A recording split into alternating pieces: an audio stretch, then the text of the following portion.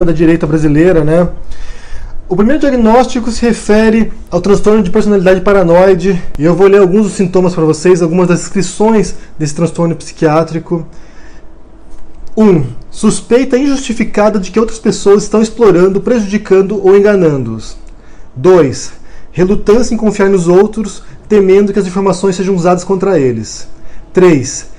Interpretação errônea das observações ou eventos benignos como tendo um significado oculto, depreciador, hostil ou ameaçador.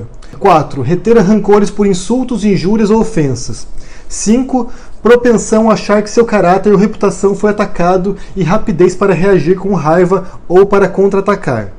Depois há umas outras descrições aqui que eu também quero ler para vocês, porque são muito importantes. Eu acho que você pode olhar aqui e ver nessa descrição o Nando Moura, o Olavo de Carvalho, o Bernardo Köster e vários outros desses neoconservadores brasileiros.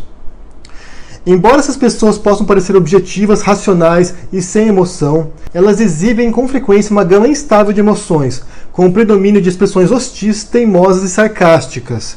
A natureza combativa e desconfiada deles pode incitar uma resposta hostil dos outros, o que serve então para confirmar suas expectativas originais. Ou seja, eles atacam as pessoas, eles acham que todo mundo está contra eles, a percepção deles é que estão contra eles atacam essas pessoas e quando elas reagem, isso confirma aquilo que eles achavam. Quer dizer, todo mundo contra eles, né? O mundo inteiro contra eles. Os comunistas, os socialistas, os esquerdistas, o Jorge Soros está contra a direita, todo mundo está contra esse pessoal. E quando as pessoas respondem a esses ataques, isso só confirma aquilo que eles já achavam. Seguindo. Por causa de sua rapidez em contra-atacar em resposta a ameaças que percebem ao seu redor, elas podem ser litigiosas e se envolver frequentemente em disputas ilegais, em disputas judiciais. E por fim, atraídas por formulações simplórias do mundo, elas têm receios de situações ambíguas. Podem ser percebidas como fanáticas e podem formar cultos ou grupos bastante unidos com outras pessoas que compartilham de seus sistemas de crenças paranoicas. Quando esse transtorno evolui, ele pode se tornar um transtorno delirante, que é quando a pessoa perde contato com a realidade e começa a defender ideias claramente falsas, que não tem nenhum vínculo com os fatos, com as fontes, com os dados, e mesmo quando confrontadas com dados reais, né, dados que contradizem aquilo que elas dizem, elas ignoram esses fatos, elas dizem que são conspirações, que são mentiras. O que eu percebo é que há um transtorno delirante, um transtorno paranoico, coletivo no Brasil hoje, nesses neoconservadores. Realmente parece que é patológico. O que as estatísticas dizem é que os paranoicos podem ser até 5% da população. Isso no Brasil pode representar 11 milhões de pessoas. Isso é suficiente para pôr o Bolsonaro no segundo turno, gente.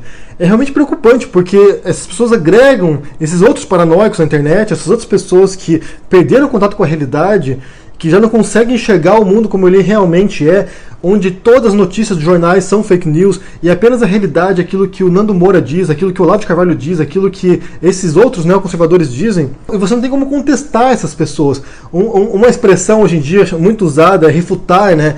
E mesmo se você apresentar dados que refutariam essas pessoas, elas não aceitam, porque esses dados não são confiáveis para elas. São dados que partem de fontes esquerdistas, conspiratórias. Então você não tem como contestar essas pessoas, você não tem como refutar essas pessoas, porque todos os dados que você apresentar aqui, por mais precisos que sejam, serão desconsiderados por esses fanáticos, porque eles não veem a realidade, eles não conseguem enxergar a realidade, porque é a mente deles que funciona desse modo.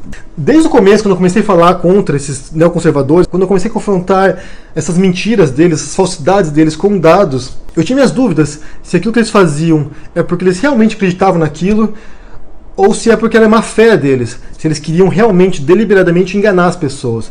Mas agora, lendo essas informações sobre psiquiatria, sobre transtornos psiquiátricos, eu fico pensando se não é realmente uma doença, se as pessoas não estão com problemas psiquiátricos e não precisariam de tratamento.